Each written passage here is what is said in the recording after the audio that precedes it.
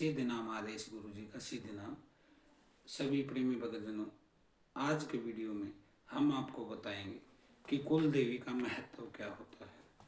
क्योंकि जितने भी लोग मेरे पास आते हैं, आज तक मैं हजारों हजार लोगों से मिल चुका हूँ और 100% केसों में ऐसा होता है कि कुल देवी का आपने या तो उनको भुला दिया है, या फिर उनकी सेवा नहीं किया है, या फिर जो आपके पूर्वजों ने वचन दिया था कुल देवी को कि हे देवी आप हमारे साथ हमारे घर चलिए, हम आपके अपने घर पर दीपक जलाएंगे, आपको साल में एक बार भोग प्रसाद देंगे, कढ़ाई करेंगे, नवरात्र पर आपके धाम पर साल में जरूर आएंगे। यह वचन आपने तोड़ दिया है। क्योंकि आपके पूर्वज जब कुल देवी को लेके आए थे तो उस समय यही वचन लिया जाता है कि आप हमारे यहाँ स्थापित होइए, हमारी रक्षा कीजिए, हम आपकी सेवा करेंगे।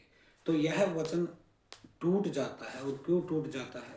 आप जाते हैं किसी शहर में, कहीं दूसरी जगह शिफ्ट हो जाते हैं, रोजी रोटी रोजगार के तलाश में आप गांव से शहर की तरफ बढ़ जाते हैं और आप अपनी जड़ों से कट जाते हैं।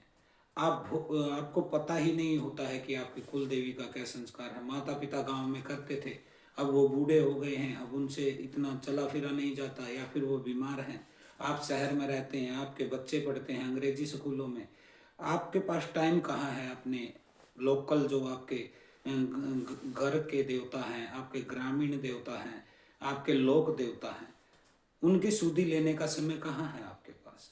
क्योंकि आप तो इस अंधाधुंध दौड़ में ऐसे भाग रहे हैं कि जैसे कुछ ऐसा मिलेगा आपको कि आपको कुछ करने की जरूरत ही नहीं रहेगी, यानी कि पैसे की दौड़। ऐसे में आपके साथ होने क्या लग जाता है, आप अपनी जड़ों से कट जाते हैं। आपके देवी देवता जैसे आपकी कुल देवी है, कुल देवी को तो लगभग 80% लोग भी भूल बैठे हैं। वो तो जाते ही नहीं है कुल देवी के धाम पे, ना ही नाम का पता है, ना ही कोई लेना देना है। ऐसे ही लोग हर तरह से पीड़ित रहते हैं। पीड़ित क्यों रहते हैं?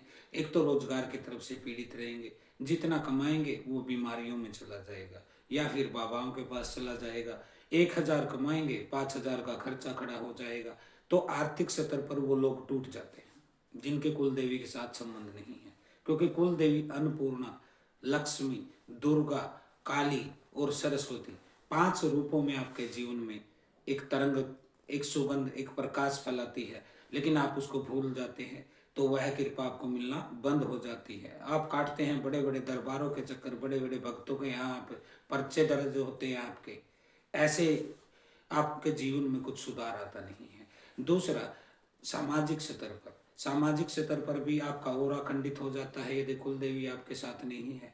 और ओरा खंडित होने के कारण क्या होते हैं? आपकी कुल देवी का हाथ आपके पीछे से हटा, आपको बूस्ट करने वाली, बैकअप देने वाली, धक्का धकेलने वाली, आगे बढ़ाने वाली शक्ति आपसे कट गई।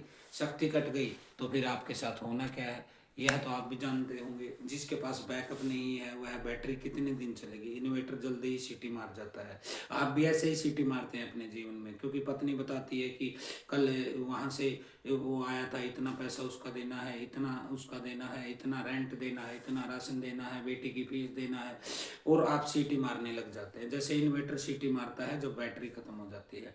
आपकी यह स्थिति क्यों होती है? क्योंकि आप अपने घर की कुल देवी की पूजा नहीं करते हैं, उनको भूल गए हैं। आप तो खिलौनों के साथ खेलने लगे हैं भक्ति के नाम पे भी। यह हो गया। सामाजिक स्तर पर आपका ओरा जो है खंडित हो जाता है। हर आदमी आपका दुश्मन बनता चला जाता है। जिससे भी आपका रिश्ता था वह टूट जाता है और आपके मुंह के बोल भी बंद हो जाते हैं। आपका न कोई मित्र बचता है, न कोई रिश्तेदार। हर कोई आपको खाने पर तुल जाता है क्योंकि आपका ओरा ही खंडित है। तो आप उनके ऊपर प्रभाव नहीं बना पाते, उल्टा वही आपको दबाना शुरू कर देते हैं।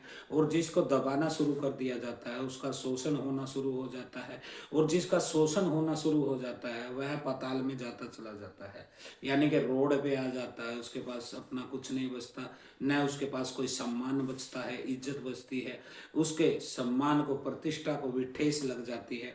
ऐसे आदमी को कोई पूछता नहीं है। तो यह कुल देवी के अभाव में आपके साथ होता है।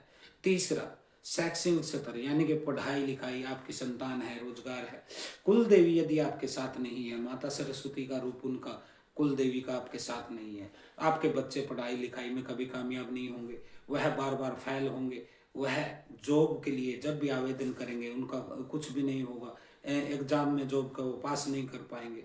ऐसी स्थिति आप क्या होती है, वो बेरोजगार बन के आपके घर में बैठ जाते हैं, क्योंकि अन्न धन संतान और रोजगार चारों चीजें कुल देवी के अंतर्गत आती है। और कुल देवी की पावर आपके जीवन में सबसे बड़ी होती है। वह एक ऐसी देवी है जिसका अंश आपके खून में होता है। तो आपको रोजगार के साधन, आपकी संतान की तरक्की के मार्ग बंद हो जाएंगे। चौथा रूप दुर्गा का, माता कुल देवी का। दुर्गा रूप में सौभाग्य प्रदान करना था उनको, लेकिन कुल देवी है नहीं, खंडित है, न रुष्ट बैठी है, अपने धाम पे चली गई है, आपको नाम नहीं पता है। ऐसी स्थितियों में आपके यहाँ सौभाग्य नहीं आता है। सौभाग्य का मतलब जैसे नई चीजें, घर नहीं खरीद पाते हैं, गाड़ी नहीं खरीद पाते हैं, बच्चों की शादी नहीं हो पाती है, शादी हो जाए तो संतान नहीं होती है। ऐसा कोई भी कार्य नहीं होता है जो मंगल की भावना से मांगलिक कार्य हो, शुभ काम हो, आपके घर में होता हो। यह होता है आपके सामाजिक जीवन में, आर्थिक जीवन में। शारीरिक रूप में क्या होता है? शारीरिक रूप में तो आप समझ लीजिए काली का रूप, माता काली का रूप कुल देवी का जो होता है, वह आपकी रक्षा करता है। किससे रक्षा करता है? नेगेटिव एनर्जी से, बुरे लोगों से, आपके दुश्मनों से। अब कुल देवी का साथ है नहीं, हाथ उनका आपके ऊपर है नहीं, आपकी श्रद्धा खंडित हो चुकी है। अब कुल देवी का कोई आपको प्रभाव मिलता नहीं, कोई प्रकाश मिल नहीं रहा है। ऐसी स्थितियों में नेगेटिव शक्ति आपके घर में घुस जाती हैं, आपके शरीर में घुस जाती है, आपके ओरा को भेद देती हैं, तोड़ देती हैं ओरा को, क्योंकि ओरा तो पहले ही कमजोर है आपका, क्योंकि कुल देवी का साथ आपके पितरों के ऊपर नहीं, और पितर भी आपके कमजोर हैं क्योंकि धाम से नहीं जुड़े हुए हैं कुल देवी के। ऐसे में कोई भी नेगेटिव शक्ति आके आपके पितरों को दबोच लेती है, उनकी धुनाई करती है और आपके खिलाफ ही उनका प्रयोग करती है। फिर आप जाते हैं किसी भगत के पास, बाबा के पास, ओगड़ के पास, किसी किसी गुनिये के पास, किसी भोपा के पास, कोई बाकी कोई पहाड़िया मामा, ऐसा कोई मिल जाए आपको, वह बताता है कि पितर दोष है। पितर दोष हुआ क्यों है भाई, वो बताना। उसको पकड़ रखा है, उसकी गर्दन पकड़ रखा है नेगेटिव एनर्जी ने, किसी मसान ने, किसी कबीज ने, किसी पीर ने, किसी जिन ने तेरे मंदिर पे कब्जा कर लिया है जहां तू पूजा करता है। तेरे सारे भोग को वह खाता है, तू जो जाप करता है उसकी ऊर्जा को खाता है। आसमान से उसे पावर मिल रही है, आकाश से दो खिड़की, नीले रंग का प्रकाश जिनसे आ रहा है, उससे उस शक्ति को ताकत मिल रही है। ऐसे में तू करेगा क्या भाई? कुल देवी को तो तूने खंडित कर लिया है। बिना कुल देवी के घर ऐसा हो जाता है जैसे बिना बाढ़ का खेत। वहां कोई भी सांड, कोई भी पशु घुस के आपकी फसल को नष्ट कर सकता है। ये समझ लीजिए अगर आप ग्रामीण स्तर पे हैं। यदि आप शहर के रहने वाले तो समझ लीजिए जिस बिल्डिंग का वॉचमैन नहीं, चौकीदार नहीं, वहां चोरी हो सकती है, वहां नेगेटिव एनर्जी, बुरी कोई शक्ति, बुरी आत्मा घुस सकती है जहां पर कुल देवी का वास नहीं होता।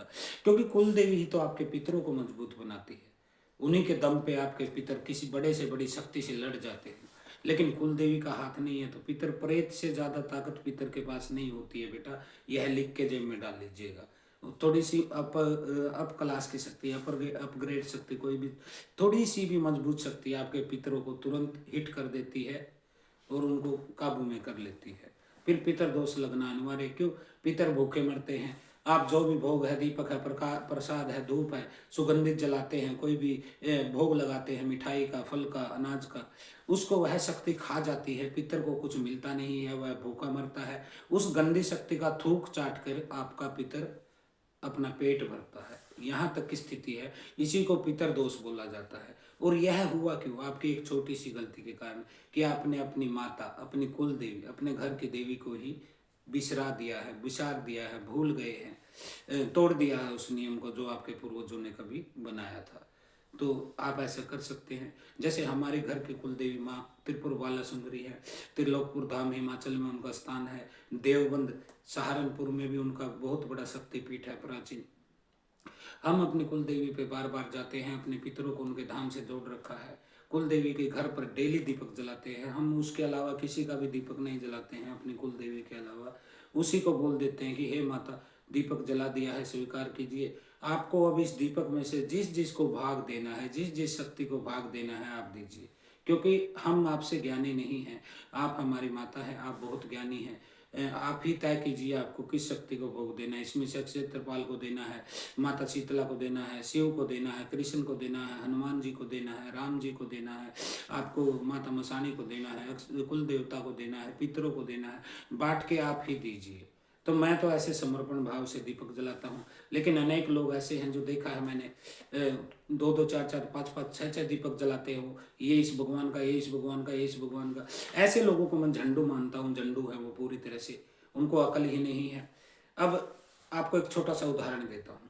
आपके घर में आपके बड़ी है कोई, जैसे आपकी माँ है, आपकी दादी जी हैं, तो घर में कोई मेहमान आया तो वह मिठाई लेके आया, फल लेके आया, कुछ भी लेके आता है, तो स्थिति क्या होनी चाहिए कि उस फल में से आपकी माता को, या आपकी दादी बड़ी हैं, आपकी बहन है, भाभी हैं, जो भी बड़ी सी स्त्री है, वह आपको बांट के दे एक एक, और सभी बच्चे उसको एक एक करके शांति से खा के संतुष्ट हो जाए। एक स्थिति ये है। दूसरी स्थिति क्या है कि वो फल और मिठाई रखे उसने, वो चाय पी रहा है, आपकी माता, आपका परिवार उनके साथ बात कर रहा है, और आप उसमें से निकाल निकाल के खाना शुरू कर दे उस फल को या मिठाई को। थोड़ी देर में आपका लात मुक्के भी चलने लगे भाई बहनों के कि मेरा इतना ले लिया, तूने इतना ले लिया, और वो मेहमान खड़ा खड़ा आपके तरफ देखे कि ये इनके घर के संस्कार हैं ये। तो यह वही स्थिति है जब आप अलग अलग दीपक जला के खुद को ज्ञानी मानना शुरू कर देते हैं कि आप अपने कुल देवी से भी बड़े ज्ञानी हो गए हैं। इस देवता का अलग लगा रहे हैं, इसका अलग लगा रहे हैं, उसका अलग लगा रहे हैं।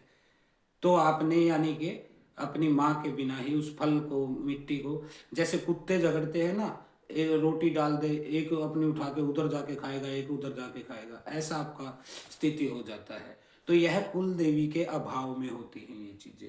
कुल देवी होती तो आपके दिमाग में थोड़ी सद्बुद्धि देती, आपको जीने का तरीका आता, क्योंकि 90% समस्याएं आपने खुद क्रिएट कर रखी है अपने जीवन में, और जिम्मेदार ठहराते हैं भाग्य को, परमात्मा को, किसी अपने रिश्तेदार को, कि उसकी वजह से हो रहा है। नहीं, 90% समस्याओं की, बीमारी की जड़ आप खुद ही हैं।